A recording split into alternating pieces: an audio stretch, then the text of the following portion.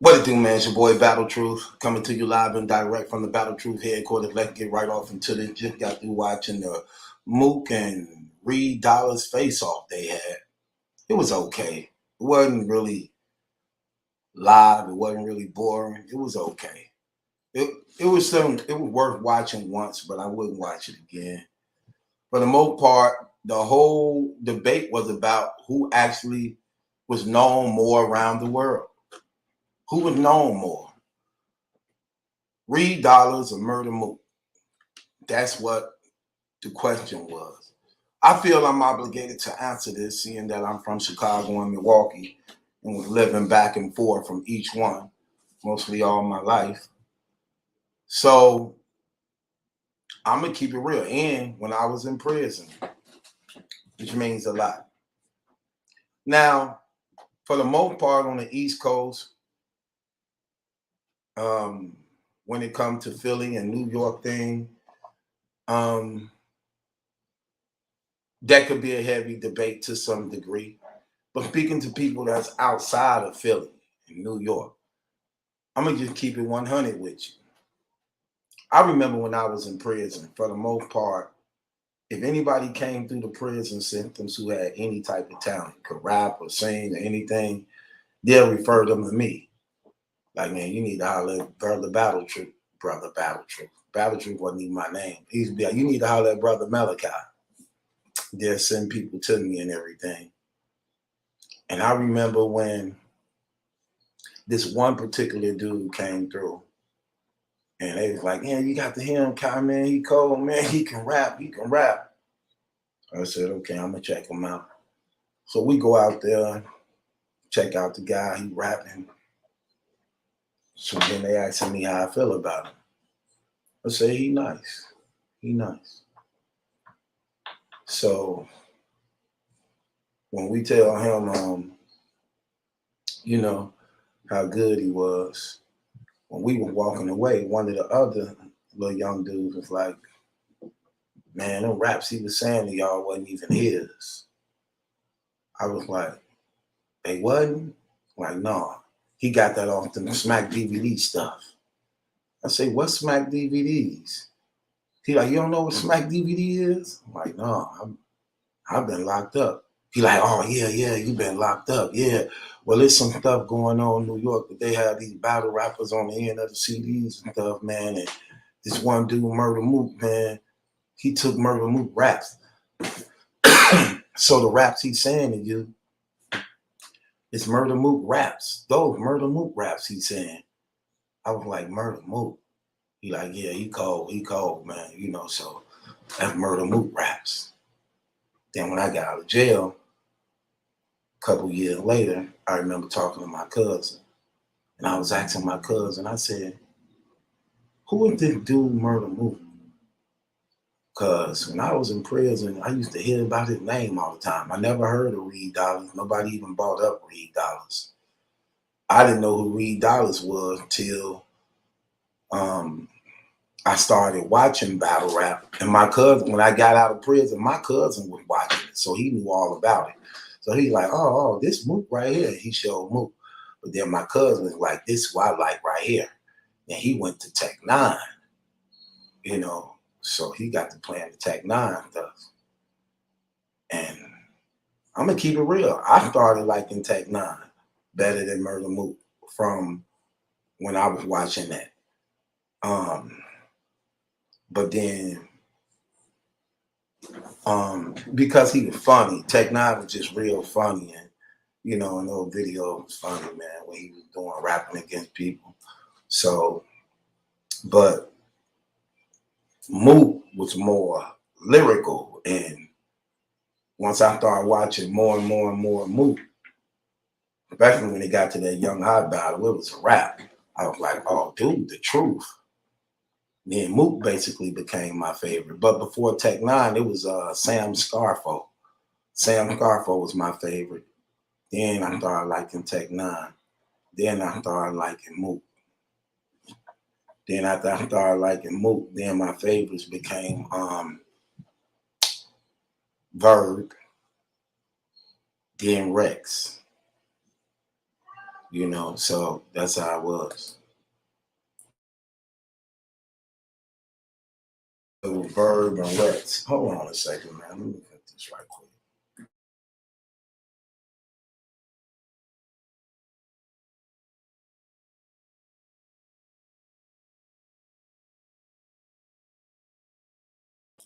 So it was Verb and Rex.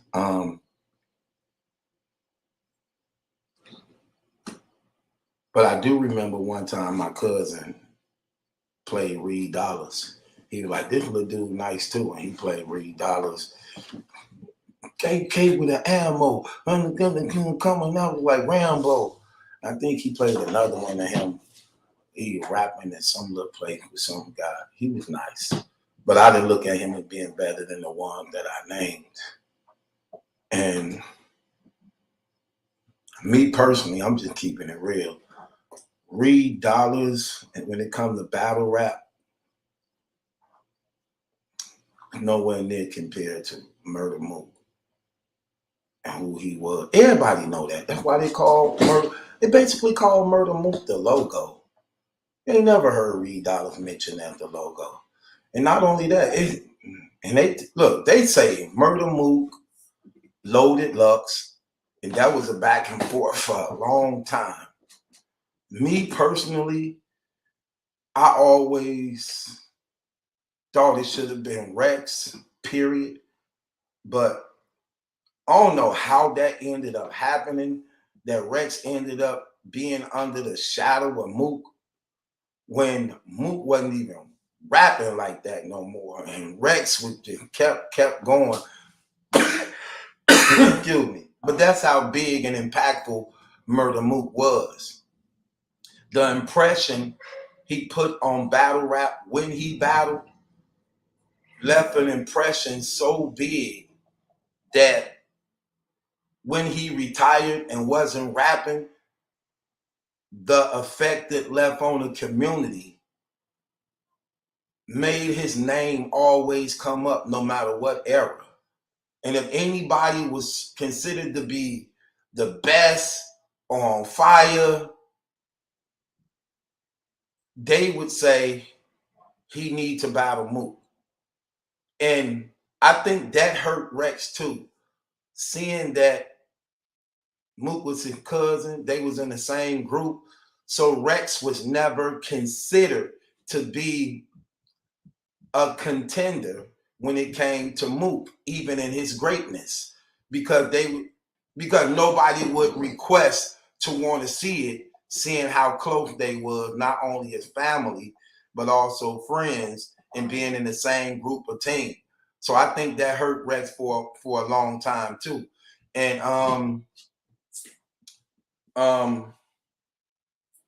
but when it comes to Mook, I mean, that's what it was. You know what I'm saying? Mook, his impression he left on the game, man.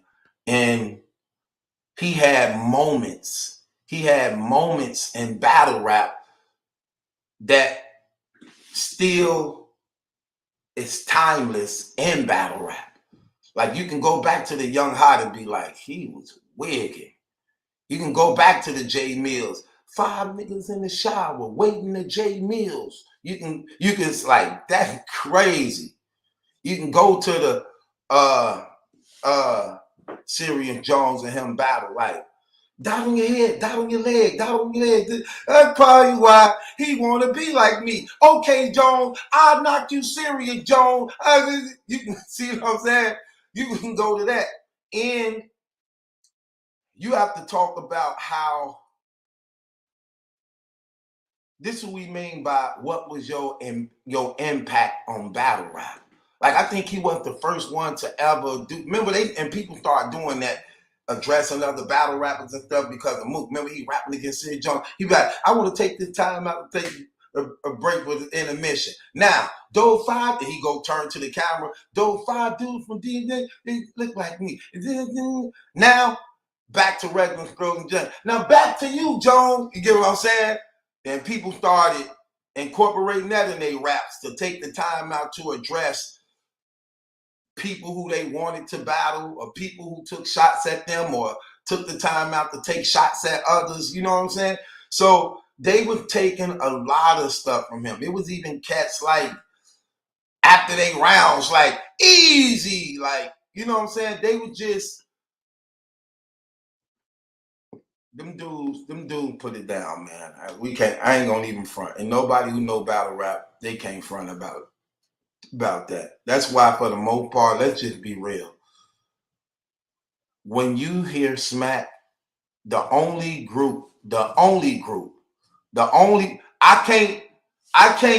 keep it real. I can't see smack without seeing Dot Mob. And I'm not just saying that because I'm cool with them brothers. That's just the fact. Like, I hear other people saying it, but it's just not true. Like Cassidy said it, just not true. J Mill said it, just not true. Reed Dollaz, it's just not true. But when Mook and Rex them say smack, you can't say smack without saying it. It's true. It's true. I'm sorry. They like the only ones can really say it and have an argument. And look, and they ain't say in front of him, and Smack even agreed, like, yeah. That's why Rex like, I got a battle rap life expectancy card. Like, you get what I'm saying? Like, and that's real. Smack know that. Like, if it wasn't for Mook and them, I wouldn't even be in this game like this. Keep it 100. That's why he paid him the most. Who got paid the most money ever in battle rap and kept getting the most money, paid more than ever? Smack did that for a reason. Smack did that for a reason. He said, how much y'all get paid? Oh, that's what he gave y'all? I got 25. Y'all got 10. You may have got 50. I got 25 at a time where that stuff was unheard of. He's like, oh, what they give you? Oh, okay, I'm getting that. Now, a person may say, Cassidy got more than him. Not because his name was Cassidy. Well, let me clean it up. Not because of battle rap. He got that money because he was Cassidy the entertainer who had went platinum off those singles. So you paying for the artist. You're not paying for the groundwork of battle rap, the pillar in establishing, you know what I'm saying, a person who we can go look back at kills. He had none of that. You were paying for a recording artist, an industry nigga who got known for going viral, rapping against another industry. I said, nigga, I'm gonna stop saying that. Another industry brother. Boy, a lot of these dudes ain't brothers, man. Like, dang. But off another industry brother. So, I don't know, man. It just ain't no comparison. Reed was trying his hardest to make it look like that, to make it sound like that. But Reed, listen, man, I feel you, and you did a good thing. You did a good art. You held your own. I give you that. You held your own. But for those who understand and know for real, just keeping it real, man, bro, you've been getting smoked in this community. You did good against Rum Nitty. That's the only thing you might could brag about. Other than that, you've been getting smoked. Something tragic. Sir smoked you, KILLSHOT smoked you, John smoked you, Chess beat you. Like, you've been getting killed. The thing about Mook is, Mook don't lose battles. Mook got like one loss on his record against Verb. I mean, he don't like it, but it is what it is. You know, he got to take that loss. Mook got one loss. But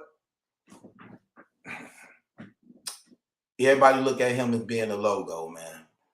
And you don't even come, you're not even in the conversation of the top 5 like that, bro.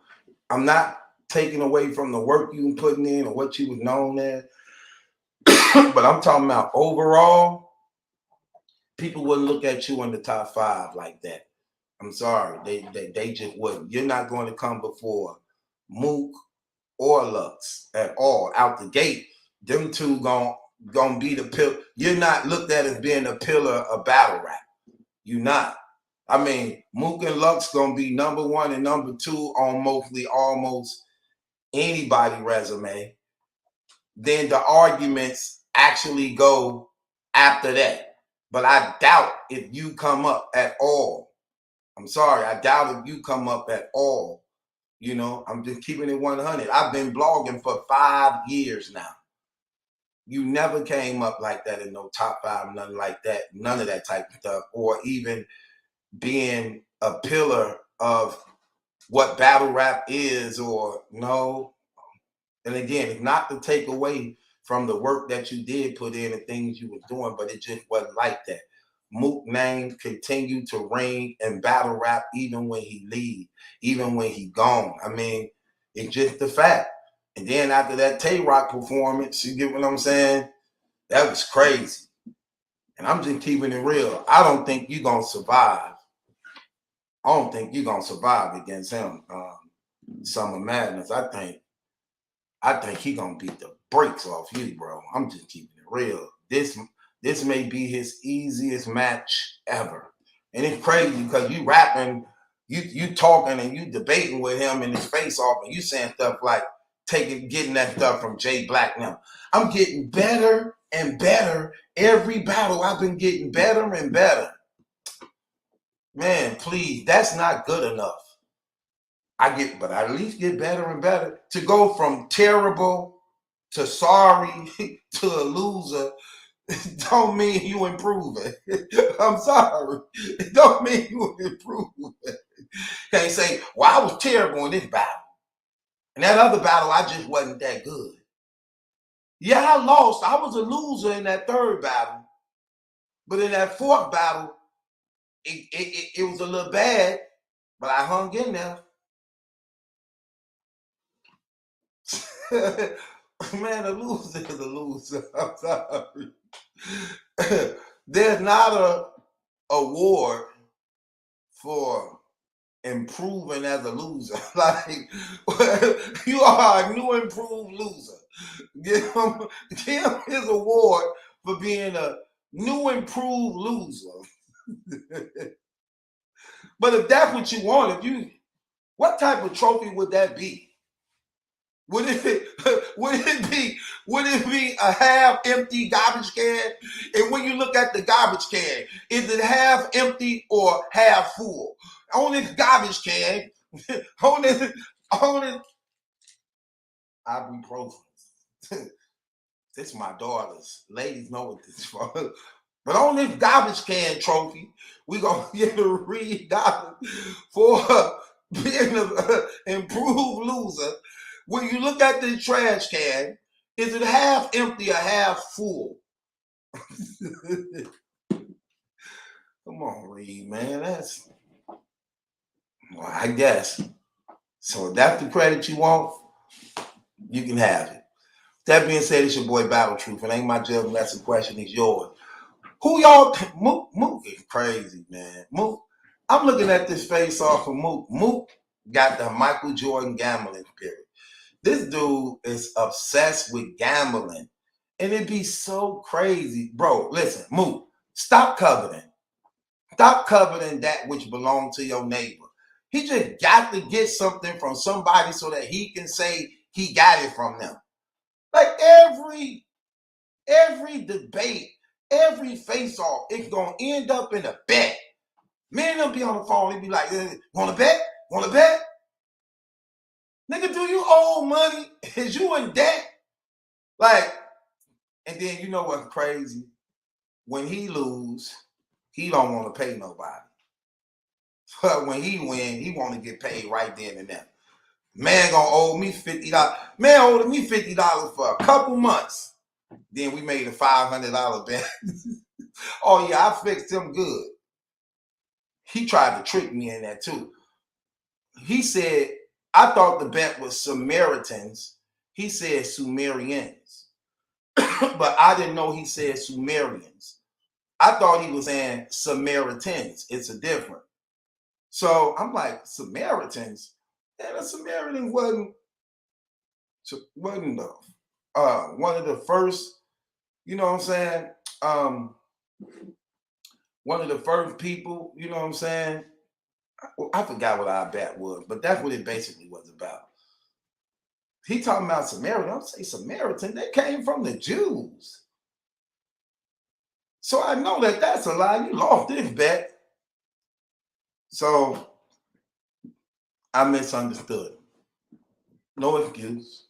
He said Sumerians. I thought he said Samaritans. So after that, so I lost the I lost the bet. So then he gonna say, give me my $500. I said, man, I thought you said Samaritans. I didn't know you said Sumerians. I thought you said Samaritans. So he was like, no, I said Sumerians, not Samaritans. I'm like, well, I misunderstood you. Oh, that ain't no excuse. Okay, whatever. Give me my $500. Give me my $50 you've been holding me. You know what he gonna say? Take it out the 500 you owe. Then he try to play the little game on me. Like, you ever got them calls from them collector people talking about, oh, you got $10,000, $20,000 you didn't claim. You need to claim your money that you got. We calling from such and such. You ever got that call? We calling from such and such place, and we got here, you got $15,000 put up here. So you need to claim your money by sending in $200. Right. Well, if it's 15, 20,000 there that's in my name, I tell you what, take 1,000. Matter of fact, I'm gonna give you half of it. Instead of me sending you in $200 of my money to claim my claim, how about you take half of it? Send me the other half. Is that fair? Like, no, sir, it don't work like that. Okay, how about this? You can have all of it, except for the 200 you trying to get me to send you. So you can take, I'm giving you my whole 20,000. Just send me $200 of it. Where do I sign off on that at? Sir, it don't work like that. All right, y'all some ripoffs. I'm out of here. That's what he tried to do to me. He said, well, since I owed you 50, take off your 50 out the 5. Matter of fact, take 150 off. Matter of fact, this is him. Take 250 off and just send me the other 250. No, because you had no intentions on paying me my $50 that you admitting that you've been owing me, which means you knew about it, but it wasn't until you made a higher bet that you deceived me out of that you trying to collect. Don't work like that, brother. Chop it up as a loss. I don't like you that much. I'm gonna let you play me. Don't work like that. I thought that was gonna be the end of our little friendship. I say, well, it was fun while it lasted. We still cool, so I guess.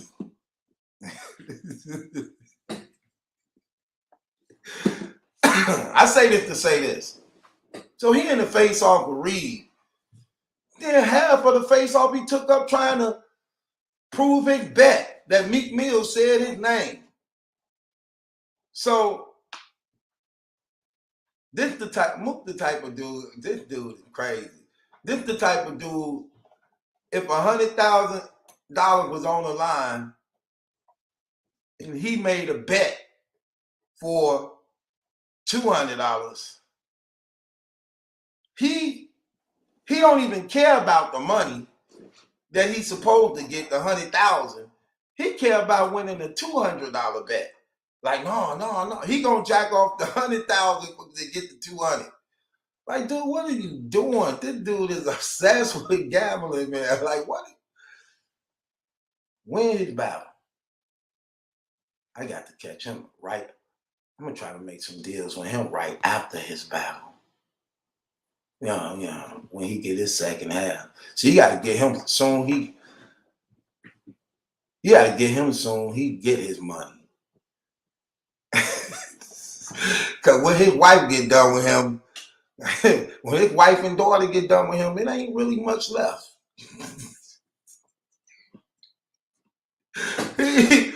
he got one of them Rough Rider motorcycles with 3 wheels on it. I remember when he first got it, couldn't wait to ride it. He came back a week later. One of the wheels was gone. I said, where the other wheel? He talking about he got into it with his girl. What they got to do with the wheel gone? So to punish him, she took one of the wheels. So when he ride it, he got to use a lot of energy to hold it up. Or because if it hit the ground while he riding, sparks from the wheel hit the concrete that's next to the gas tank. He could kill himself. I'm like, damn, why would she do you like that? I had to tell him he need to look into if it's a policy on him. He don't think it's a policy on him. Okay. Invited me to dinner one day. I came over there. I think I saw something I wasn't supposed to see because I wasn't supposed to see. It was a little vow. Because you know they got the living room where if you look, you can see the kitchen. It was a little vow that I saw getting poured over his meatloaf. I said, what that she just pour over his meatloaf? Then she said, come eat. Y'all come eat. I remember which seat she was at. So I definitely wasn't sitting right there because I didn't know what it was. So I got up. He sat right in that seat. Like, that's where he normally sit. I was like, she poured something over that meatloaf right there. So I sat. And then when we all sat and said our grace, I said mine twice. Heaven, can you hear me? 'Cause I need you in my life. Come on. I'm about to eat the meatloaf. Ooh. So don't you leave me dying here. 'Cause I'm lost without you. Oh.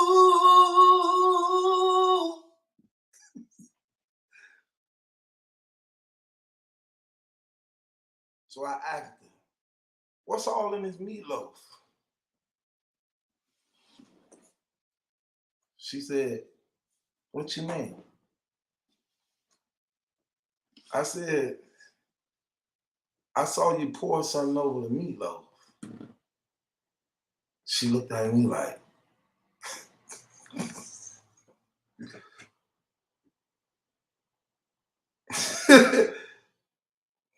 you know, I said, I saw you pour something over the meatloaf. She said, gravy.